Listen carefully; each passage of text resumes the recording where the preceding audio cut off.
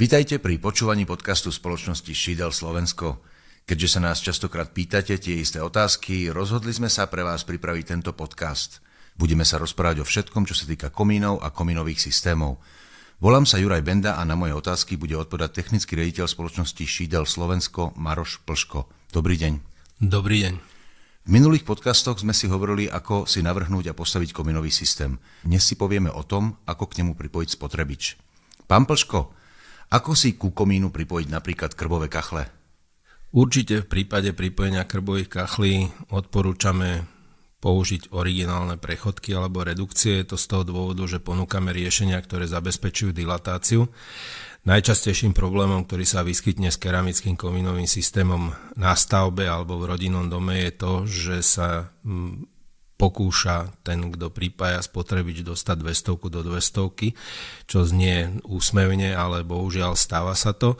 A určite netreba používať prechodky, ktoré nezabezpečujú zodpovedajúcu dilatáciu, aj keď sa tak tvária, sú na nich namotané šnúry, ale verte mi, že naozaj nesprávna prechodka dokáže zničiť keramické komínové teleso, to znamená praskne ten komín už pri prvom zakúrení, lebo jednoducho fyzika nepustí a kov sa rozťahuje výrazne viac a rýchlejšie ako šamotový dielec. Čiže prvé základné pravidlo pripojiť správnym spôsobom správny dymovod na keramický komín znamená použiť správnu redukciu alebo správnu prechodku, čiže napojiť na šamot, nie do šamotu, alebo keď do šamotu, tak naozaj originálnou prechodkou, ktorá zabezpečuje dilatáciu.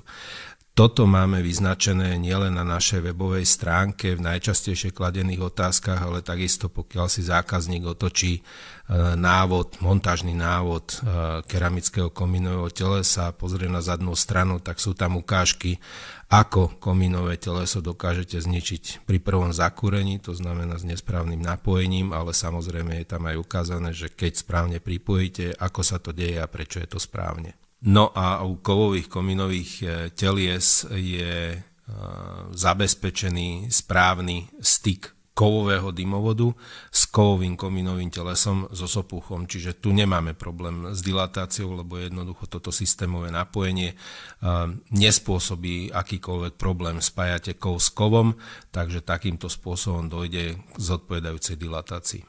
Takže je lepšie dať rúru dovnútra alebo ju dať zvonku? To je veľmi častá otázka. A čo sa týka orientácie rúr dymovodu, veľmi jednoduchý príklad. Orientácia by mala byť taká, aby to bolo tzv. Po vode, to znamená, ako keď zasuniete pohár do pohára. Môžem pripojiť na jeden príduch komína v súteréne viacero spotrebičov, napríklad súteréne kotol na tuhé palivo a hore na poschodí v obývačke, dajme tomu krbové kachle alebo nejakú krbovú vložku? Určite nie. Čo sa týka pravidiel pripájania spotrebičov, tak sa vo všeobecnosti riadíme vyhláškou 401 z roku 2007 Ministerstva vnútra Slovenskej republiky a tá definuje, že na spoločný komínový systém, na spoločné komínové teleso môžete pripojiť len také spotrebiče, ktoré takéto pripojenie umožňujú. Čiže priamo výrobca musí deklarovať, že to takýmto spôsobom môže byť riešené.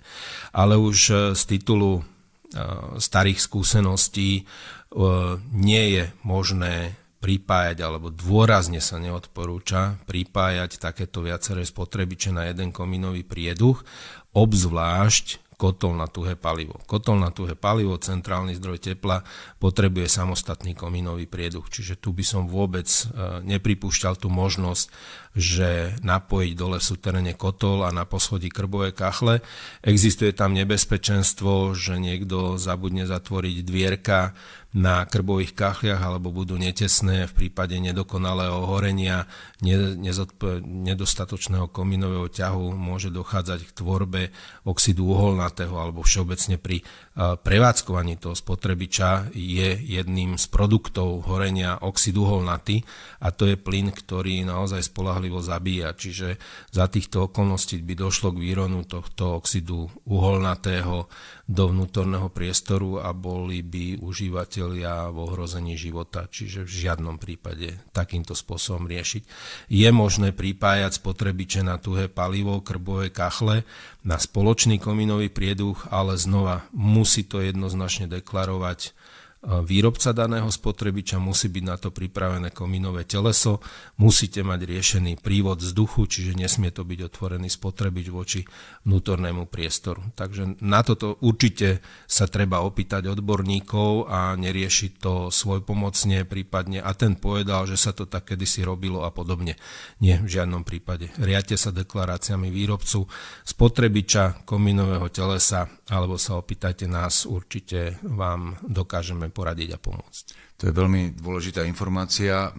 Týka sa to iba rozdielných druhov spotrebičov, alebo keď máme, dajme tomu, 2 krbové kachle na 2 poschodiach?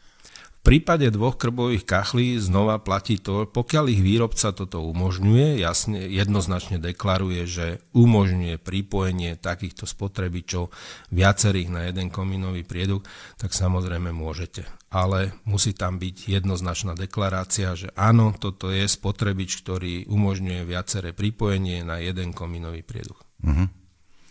Čo sa týka priemerov, musí mať dymovod rovnaký priemer ako komín?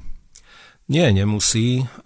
Aj sa to tak veľmi často stáva. Zrealizuje sa komínové teleso na Slovensku pre istotu, tak dáme o 1-2 dimenzie väčšie, lebo človek nikdy nevie, čo bude v budúcnosti.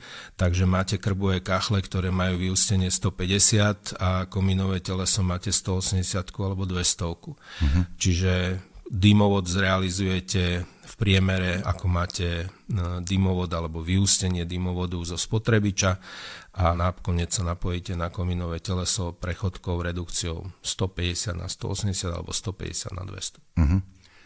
A bavili sme sa o napojení spotrebiča na komínový systém. V prípade, ak mám 45-stupňové napojenie, ktoré býva niekedy dlhšie, viem ho nejako schovať?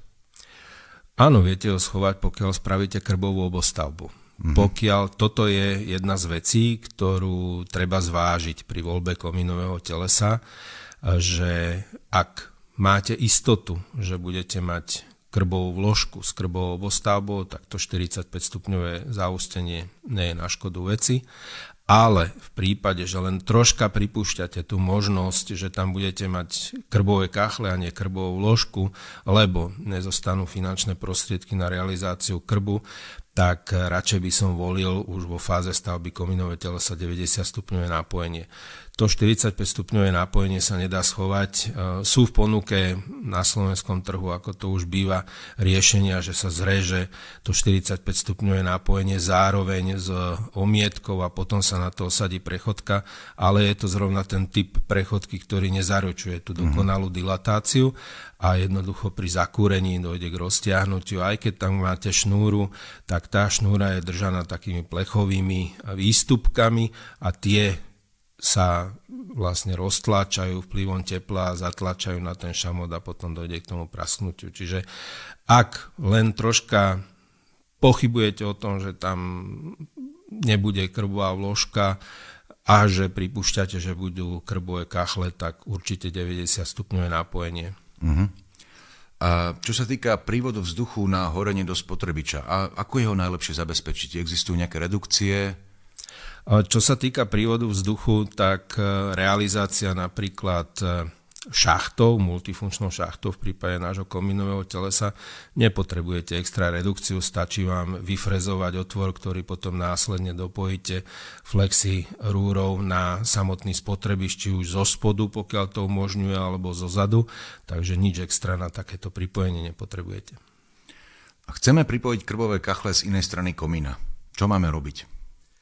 Pokiaľ ste postavili komínové teleso a zmenili ste pozíciu samotného spotrebiča, predtým mal byť spotrebič spredu, teraz ho budete potrebovať pripojiť z boku, tak samozrejme vieme v tomto smere pomôcť, čiže vieme zrealizovať dodatočné napojenie, máme na to komponenty, takže tú časť, ktorú ste urobili v nesprávnej výške, v nesprávnej orientácii smerovej, tak sa jednoducho zaslepí a vytvorí sa otvor v komínovej tvárnici flexov, odstraníte tepelno-izolačnú vrstvu, vyrežete hviezdičku do šamotu, opatrne flexov následne vyklepete, vyčistíte, dodatočné nápojenie, naň nanesiete škárovaciu hmotu zarobenú z práškovej zmesi, nanesiete na to dodatočné nápojenie, priložíte ku komínu, stiahnete 2 drievka drôtom, po 24 hodinách je to pevný spoj, čiže nie je to vec, ktorá by sa nedala riešiť.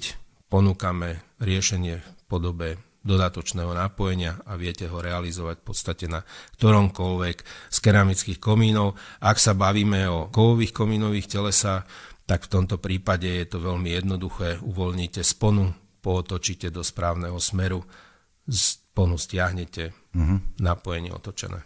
A toto si viete urobiť aj svojpomocne, alebo treba na to odborníka, nehovorím len v rámci stavbariny, ale či musí byť nejak aj certifikovaný človek? Toto vie urobiť kdokoľvek priemerne zručný. Máme na to návod zverejnený na našej webovej stránke. Nie je to nič náročné. Základné bezpečnostné predpisy treba dodržiavať. Rúško na tvár, okuliare na oči, použiť bezpečne elektrické zariadenie v podobe flexi, čiže nie je to žiadna kozmická technika. Dobre. Pán Plško, ďakujem za ďalšie aj zaujímavé a každopádne dôležité informácie. V našich predchádzajúcich podcastoch sme obrazne komín navrhli, postavili a dnes sme k nemu pripojili aj spotrebič. Na budúce si povieme niečo o prevádzke a údržbe komínov. Do počutia, ďakujem. Ďakujem aj ja, do počutia.